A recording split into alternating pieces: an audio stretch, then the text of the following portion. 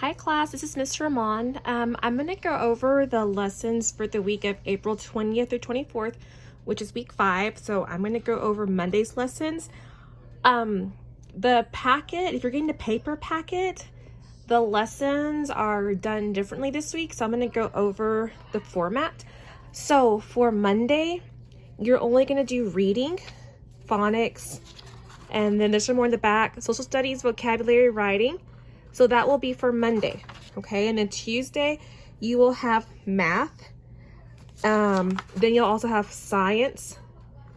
So that's for Tuesday, so you'll have math and science. And then Wednesday, you'll be back to reading and phonics. So you'll have your HMH book, social studies, vocabulary, writing, and then vocabulary. And then back to Thursday, you'll have math and science. So the format is a little different for this week, okay? So for reading, for Monday, you're going to be in your HMH book and you're going to independently read How Do You Raise a Raisin?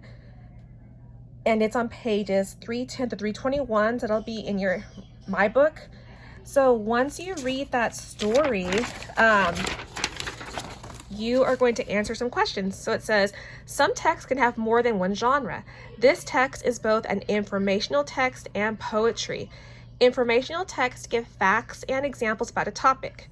Poetry uses the sounds and rhythms of words to show images and express feelings. So the authors of informational texts may organize their ideas by central ideas supported by key details. Science and social studies texts also include words that are specific to the topic. Lines in a poem often follow a clear rhyming pattern. The speaker in a poem reflects on a particular topic. So you're going to answer these questions on Monday. Why might an author choose to include poetry in an informational text? Write your answer in the text box. And then independently read How Do You Raise a Raisin? So that is for Monday's reading.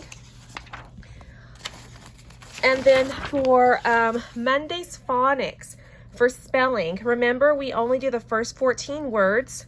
So what you're going to do is you are going to write your words. Let me show you the example.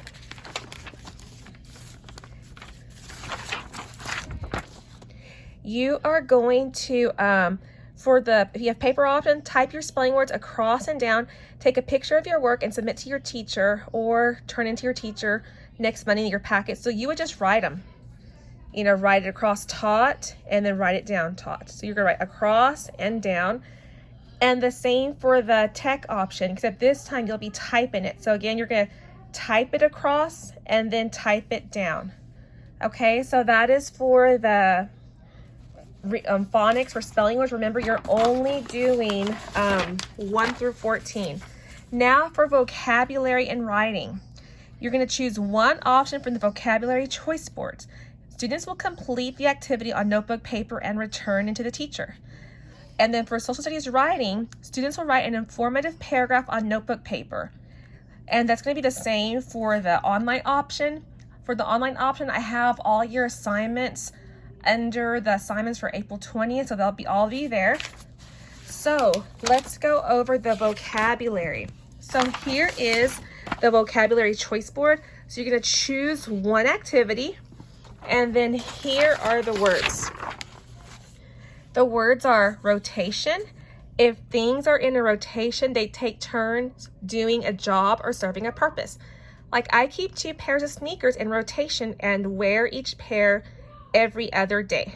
Number 2 is storage. When something is in storage, it is put away so it can be used later. Dad put our winter coats in storage for the summer. 3 is prepping. If you are prepping something, you are preparing it or getting it ready for the next step. Raphael is prepping the vegetables and other ingredients for his famous pasta sauce. Number 4 is vine. A vine is a long, thin stem of a plant that grows along the ground or up and around something. A vine grew from up the jungle floor and wrapped around the tree trunk. Number 5 is burly. Someone who is burly is big and strong. The burly worker carried 2 thick logs under each arm. And number 6 is shrivel. When things shrivel, they dry out and get smaller and wrinkled. When these grapes shrivel, they will become raisins. So if you are working in Google Classroom, I have under the assignments for vocabulary, I have attached the choice board, and then your words are also there as well. And then for writing, you're going to write an informative article. This is for Monday. How does food get to your table? Think about what you've learned about food in this module. Imagine that you are part of a team that will teach younger students how to plant and grow something. Write an article that presents each of the steps in a clear way. Use evidence from the text and video to help you identify the steps. So that is your assignments for Monday. Remember, the format is different. So Monday, you'll just be doing English language arts assignments. Also, our Google Meets live teach this week will be at 1 p.m. I have sent parents an email with a link. I've also put it in my Google Classroom, and then I'll also add it to Remind. So that way you'll have 3 ways to get linked to our Google Meets. It'll be at 1 p.m. this week. Also on Friday, we're gonna have a reverse parade from 5 to 6. So this will give you an opportunity to see your teachers. And we're excited to see you too. I really miss y'all. So I hope y'all can make it on Fridays from 5 to 6. I did put it in Google Classroom. I also sent it in Remind. And then I also sent parents an email with the information. Okay, that way I hope to see y'all on Friday. Bye guys, y'all have a great day.